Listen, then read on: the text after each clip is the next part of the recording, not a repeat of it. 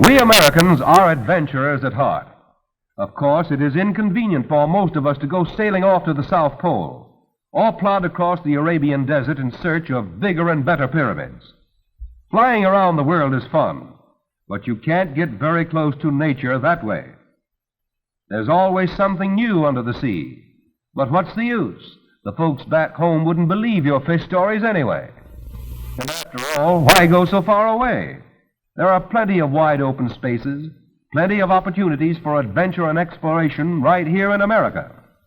There is, for example, the Monument Valley area of the Southwest, a fantastic wilderness of nature's gigantic sculpture, a rock-ribbed storehouse of secrets of forgotten ages of men, mysterious, forbidding, yet alluring with the challenge of the great unknown.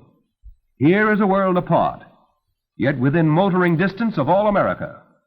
Indeed, if your courage and your car can stand the rough going, you may even drive through parts of Monument Valley never before crossed in an automobile. Each summer, a selected group of university students and faculty leaders from widely separated schools unite under the banner of the Rainbow Bridge Monument Valley Expedition to invade this American land of mystery. Books are left behind, but education goes right on. They learn by doing. White collars have been laid on the shelf. Dress-up clothes have been replaced by faded khaki pants, battered hats, and hobnail boots. This is no parlor adventure. These young fellows are on their way to an age-old but still new frontier, one of the least-known areas in the United States, to pry out the secrets locked in its rocky wilderness. Here in the land of the taciturn Navajo lies one of nature's own great laboratories. Vast, untold lore is jealously guarded behind jagged skyscraper ramparts battered by the elements through millions of years. From faraway points, members of the expedition converge on a base camp at the edge of the untamed reaches. Old friendships are gaily renewed, yet all are impatient to hit the trail, to enter the field of exacting work and valuable achievement. Wrinkled, sun-scarred John Wetherill, veteran trader, is a goldmine of information on the Monument Valley region. Leaders go into huddle with him to map a series of field trips. Meanwhile, the expedition's traffic department confers with some uncooperative burros. They are needed for pack service on a nearby mountain. Looks as if the fellow on the truck doesn't have enough pull with the right burros. In case you can't tell, he's trying to get the burro onto the truck. Burros can't be used by this party, however. They need boats. Well, they're going on a 3-week cruise on the San Juan and Colorado rivers. In tiny collapsible craft, they will shoot roaring rapids and penetrate into hidden side canyons seldom seen by white men. Boats and men go to the San Juan by truck. Their route leads through Monument Valley, where towering giants of stone dominate the landscape. Agathla, the mightiest, is nearly as tall as the Empire State Building. Kit Carson, famed Indian scout, gave the monument a second name, El Capitan, when he was chasing the Navajos back in the 1860s. This must be the granddaddy of all the owls. For millions of years, this giant of stone has blinked down on the solemn valley. He surely ought to have the wisdom of the ages. From a perch 600 feet above the surrounding terrain, the owl peers over an outdoor hall of statues of strange colors and stranger shapes. What whim could have prompted nature to create this bizarre stage, set with lifeless monsters? As old as the owl are 3 solitary sandstone pinnacles. Man, dwarfed by their lonely massiveness, calls them the 3 Sisters. Standing erect and aloof is the totem pole, a slender pillar of stone, symbol of the scattered Indian families of the region.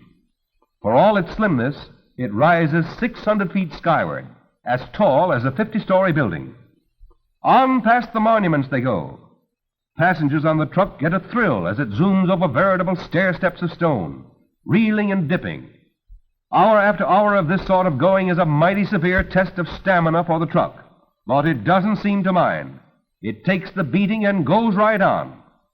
Then it leaps out onto the smooth sand of a stream bed, speeds along gaily, but suddenly the truck's rear end sinks deep, trapped in the treacherous quicksand of an underground stream. Sand like lead is shoveled from the buried undergear until backs are ready to break. After 2 hours of hard labor, a try is made. Not yet. Back to the digging, boys. Now try again. Ah, that's more like it. Stair-step Avenue and Quicksand Boulevard call for the sternest stuff in cars and men. But the real test comes on a steep hill that Mother Nature designed with 35-degree grades and corkscrew turns. The roadbed is loose and shaky, and jutting rocks along the trail tear at the fenders. These cars are the first to conquer this hill. Going down calls for safe, certain braking, and the return trip demands plenty of brute power. At last, the level of the San Juan is reached. The explorers are going to face the river's surging currents and rapids in these folding eggshell craft. River explorers travel light, and packing is soon completed. Out into midstream they go, to be carried to new adventures on the muddy San Juan as it everlastingly digs away at the canyon walls. Here's some Wild West rough riding, and without a horse, too. Those whirling waters know how to hand out the thrill. Uh-oh! It looks as if they're... No, here they come, ready for the worst. Here are some of the promised thrills, and it's no place for faint hearts. The river has its more pleasant moods. Now the men can rest on their oars and muse on the majestic grandeur of the canyon walls towering high above. What's this? Has our fleet been shipwrecked? No, it's just an overnight camp by the river's edge. Boats are turned over to serve as shelters. Without them, the sun might rouse the men so early they'd have to help get breakfast. By midday, it's 105 in the shade and no shade. Just to keep cool, these fellows go tobogganing. A sandhill is their snowbank, and an air mattress their sled. Guess the air mattress is a useful gadget no explorer should be without. On a siesta a la San Juan, it's just the thing. But then there is a rude awakening and a quick cold shower. Tobogganing and siestas delay the cruise only briefly. The men look like a family of giant beetles as they prepare to launch their boats. Giants 1 minute, but pygmies the next. From a massive cliff overlooking the river, the party suggests a toy fleet as it emerges from a side canyon onto the wider waters of the Colorado. While the river exploration continues, the base camp is a beehive of activity. Field parties come and go on special scientific missions, and a lot of newcomers have turned up. Meet General Grant. The general doesn't have the familiar cigar, and for the safety of his whiskers, let's hope he doesn't smoke. Several candidates for the House of David baseball team have appeared, too. If you think the men on the river face danger shooting rapids, how about this fellow who puts himself in the hands of an amateur barber? This fellow wants to prove that the fine tan on his back is really tan and not dirt. Is there a washing machine in the house? If someone decides to haul sand in the wheelbarrow, this laundryman will have to close up shop. The white man's ceremonies interest the Navajos, too. Brushing the teeth is on par with a dance to the rain god. Some of the Indians come to offer rugs or blankets for sale, and they are first-rate bargainers. It looks like no deal. Down through the generations comes the Indians' love of jewelry. The Navajos get the most out of their money. They not only spend it, but they use it for buttons, necklace pieces, and in hat bands. Rings and bracelets of silver and turquoise are highly prized by men and women alike. The Navajos lead a simple, carefree existence. A shelter of tree limbs interwoven with twigs and leaves is their summer home. Their winter hogan is formed of poles covered with bark and damp earth. It keeps them snug from winter cold. As unchanging as the chocolate-colored cliffs above them are the Navajos.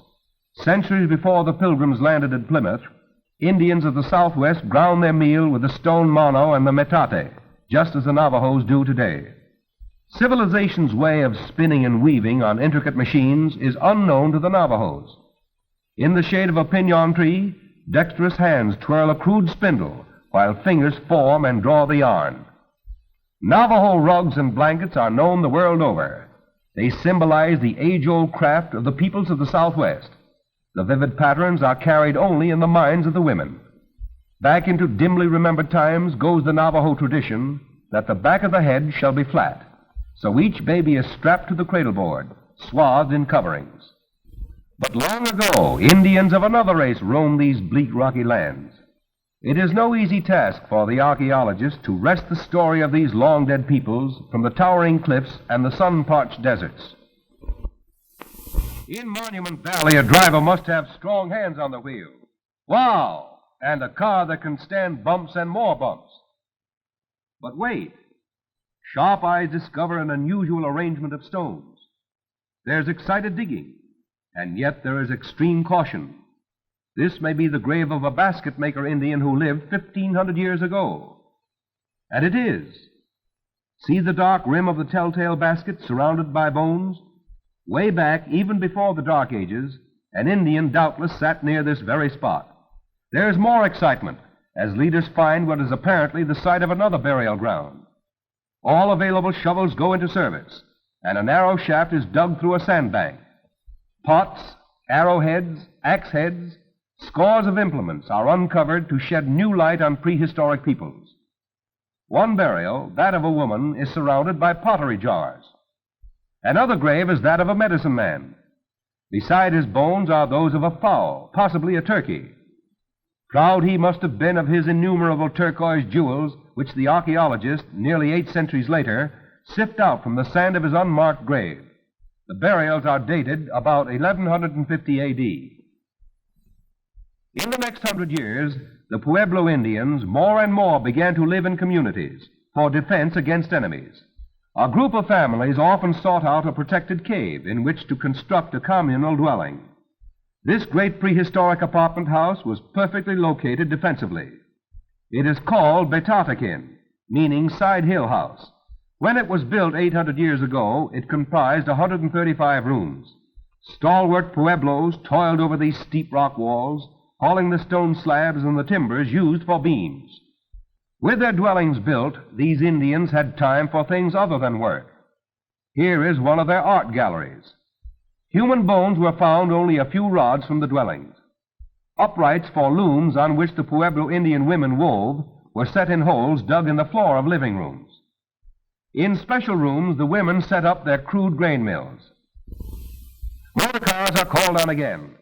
Expedition members hear of a dwelling believed to stand atop a lonely hill on a faraway mesa, and a wild ride over untraveled areas is begun, a ride that is a grueling test of an automobile's stamina and strength. The Indians call the hill Kitsili, place of broken pottery, and the archaeologists find thousands of chunks of broken jars and pots strewn about. The hill was doubtless inhabited by skilled pottery workers. Broken pieces were thrown into trash heaps, and the rains of the centuries washed them over the hillsides. On the crest of the hill, high walls are standing, walls that have withstood the fury of countless raging storms and the ravaging effects of the cutting blasts of many winters. The Pueblos were good construction engineers. One sturdy wall still stands 13 feet tall after centuries of neglect. The entire ruin comprises about 100 rooms, many of them now buried. One of the inhabitants apparently thought his room needed decorating. This is a petroglyph made by pecking the stone with a sharp instrument. Camp is made early, and with reports completed on the newly found Pueblo Indian ruin, there is cause for celebration. So the chef stirs up a holiday meal. Hot dog, griddle cakes. Boy, how's that for a 3-point landing? Strike up the band, Professor, even though you're 1,000 miles away. Let's have dance music and make this a festive occasion. It's every man for himself, folks. Walk, don't run to the nearest exit. The dance breaks up early, and it's a mighty good thing it does. There were no serious injuries, fortunately. Anyway, a good snooze has a desert dance beat all hollow. The men decide to visit the nearby Hopi Indian towns, where the next day finds them in the midst of the Hopi country. It is rugged and rocky, yet beautiful. Hopi villages often are perched high on stone mesas. Dwellings are built of stones hewn from nearby cliffs. Historians say this town, Oraibi, is the oldest continuously inhabited village in the United States. Hopis build much as the prehistoric Pueblos did. They are the cultural descendants of the Pueblos. Inhabitants of this village keep out of the range of cameras. Indians of the Southwest believe there cannot be two things just alike. Because a picture is an exact copy, they think it is the work of the evil spirit. Younger Hopis are freer from superstition. This girl proceeds with the daily duty of feeding a captive hawk, unconcerned about the grinding camera. This hawk, a western redtail, is kept and cared for, so ceremonial feathers may be plucked from it when needed. And here is a Hopi pottery works going full blast. This woman is president, plant manager, and sales director. Her name is Paqua Naha. She forms and decorates her jars just as her ancestors did centuries ago. Clay is taken from the hills. Jars are shaped by hand and polished with stone. Paint is made from minerals or with pigments boiled from wildflowers. On the bottom of each of her pottery pieces, this woman paints a frog. Her trademark has become her name, for Paqua in Hopi means frog. Sure-footed mountain burros are called into service.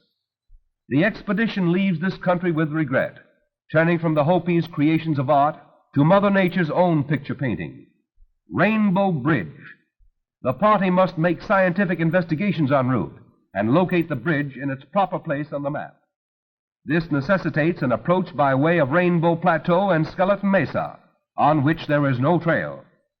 The trek leads over bald rocks, a bleak stony expanse, barren of grass, brush, or tree. It is a wearing struggle for men and beasts alike. The burros need help with their weighty packs over some well-nigh impassable points. On and on, the way leads past yawning precipices into deep, forbidding gorges, and again out onto sun-baked, lifeless stretches. And then, with breathtaking suddenness, the great Rainbow Bridge comes into view. There it stands, carved by nature from living rock with infinite patience, chipping, wearing, smoothing through millions of years. Its grandeur and its majesty beggar description. It is like some ancient treasure hidden behind a great Bastille, for only the hardiest adventurers reach the vantage point from where it can be seen. Thus far, only few white men have looked on it, although geologists number its years in the hundreds of millions. Surveyors and engineers scale the perilous walls of nearby rocks and cliffs to make maps of the bridge and its surroundings. To their knowledge of map-making, these men must add the courage and agility of a circus performer. The human flies of the party clamber and pull themselves to the crest of the arch. They look like toy soldiers marching over the summit. The hodgepodge of stones and cliffs is so massive that the bridge seems small. Yet the Capitol building at Washington could be set beneath it. The mighty arch rises 308 feet above the canyon floor. What a climax to weeks of stirring adventure and fascinating life in the outdoors. Skin bronzed by wind and desert sun, heart and mind refreshed by communion with nature in her grandest, most impressive mood, the little party of explorers lies down for a well-earned rest as day ends. The bright, clear stars appear one by one like lanterns in a deepening blue sky, and trail-weary wanderers go early to bed. So the saga of a modern exploration journey ends.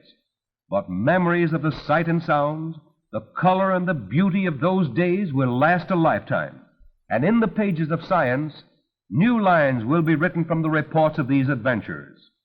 A little more light will be thrown across the dim, ageless shadows of this half-forgotten land of tumbled stones, tall spires, and endless beauty.